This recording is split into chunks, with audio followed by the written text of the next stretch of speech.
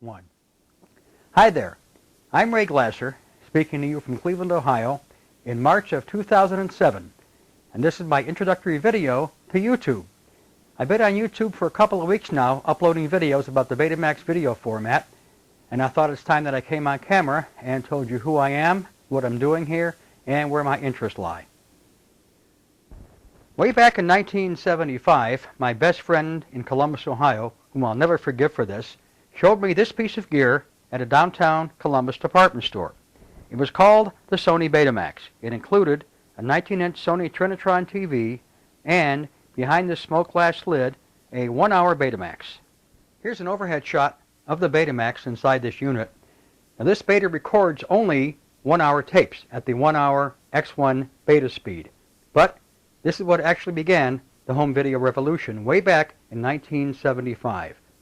Now the rest of this console has 2 TV tuners, so you can watch one show on one channel while you're recording a second show on another channel. It also has a mic input and an input for a black and white camera. It's also got a clock, and this is the old leaf-style clock that was prevalent in the 70s, so you can time and record a show while you're not home. Well, in 1975, I was working night shift in a restaurant, and I could not afford this big Betamax down here, which cost $2,495.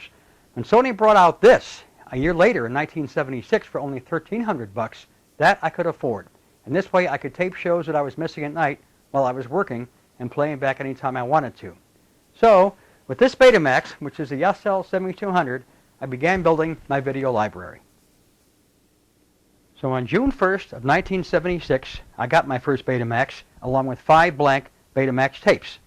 Well, there it is, tape number 1 up on the wall from June of 1976. And between then and now, this is what it grew to. One entire wall of Betamax tapes. I now have 2,500 tapes on this wall here in my video room, and I'm still collecting, although I have to admit now I collect on DVD. But between the 1970s and the early 2000s, this is the way I collected on beta. Now I have to admit, even though I am a beta collector, I also have a small VHS collection, which is right over here. Many of these are recorded in Super VHS, some are off DVD, and I've got maybe 100 VHS tapes. Many of these came from trading over the years. When people could not dub the beta anymore, I had to get them on VHS, so hence a VHS collection. While we're at it, I might as well show my audio and video gear while we're here in the video room. This is my 1973 TEAC reel-to-reel tape deck, which does work. It's one of 3 tape decks I have, and they all work. And I have a huge open reel collection, so I have to have these working. Under that is, yes, a Laserdisc machine, which plays Laserdisc and CDs. Below that, a dual-well JVC cassette deck. Below that is a Sony surround sound receiver, about 1996 or so. Here is my replay. This is the first replay that was ever offered back around, I think, 2000 and 2001. And down here is a lot of sunlight on my Thorns turntable. That's the audio side. Here on the video side, we have 2 DVD machines, a Pioneer on top, and below that a Panasonic DVD recorder. This is thanks to the Betaphile Club. Over here is one of my 4 working betas. This is an SL-HF750, it's vintage 1986, the Super Beta HiFi. This is the one that has a drawer that opens up, which is only available on this particular machine, which people find fascinating. It actually spits the cassette tape out and hands it to you. Below that is, yes, my token Super VHS machine. This is a JVC BR378. It's an industrial Super VHS. Below that are 3 rewinders. And what do we have up here? Up here we have all kinds of stuff. On top is a digital videotape rewinder. Below that, a time-base corrector. Below that, a CMA color corrector. And below that, yet another DVD machine. This is a Philips DVD player. Next to that is my Sony Industrial X1 player. This is the SLO383, which handles only beta tapes in the original X1 1-hour speed. This machine was $3,300 new. I didn't pay that much for it, and it still works. And this plays back all my original beta tapes perfectly. Below that is my other SL-HF 750 Super Beta HiFi. And below that, my pride and joy, the SL-HF 1000 editor.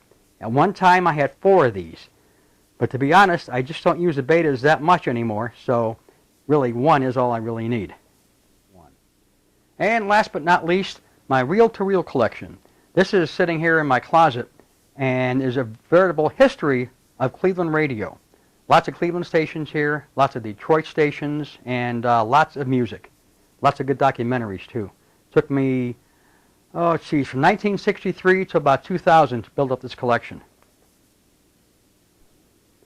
And by the way, for those of you who have seen my SLJ7 demo here on YouTube, and you might be wondering, do I still have this machine? I sure do. It's still here.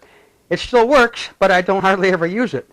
Mainly because it's not beta hi-fi, it's not super beta, but I can't get rid of it. First of all, it's very, very rare, and as I said in that video, there's a handful of people in the country that have or had this particular Betamax.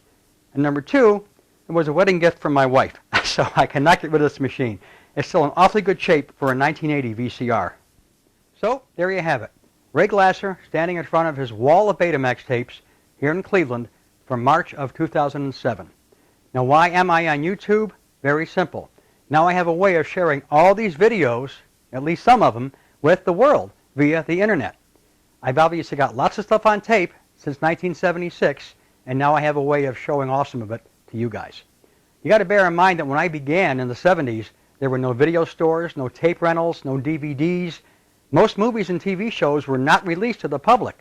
So the only way to build a video library was to trade with people from other cities and states, which is what I did. And that's how at least half this library came to be.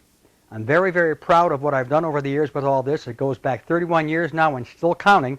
And I've got a lot of stuff to share. I'll be uploading lots of stuff in the next couple of weeks and months on YouTube. So, as they say, stay tuned. There's more to come. From Cleveland, Ohio, Ray Glasser saying, see you again.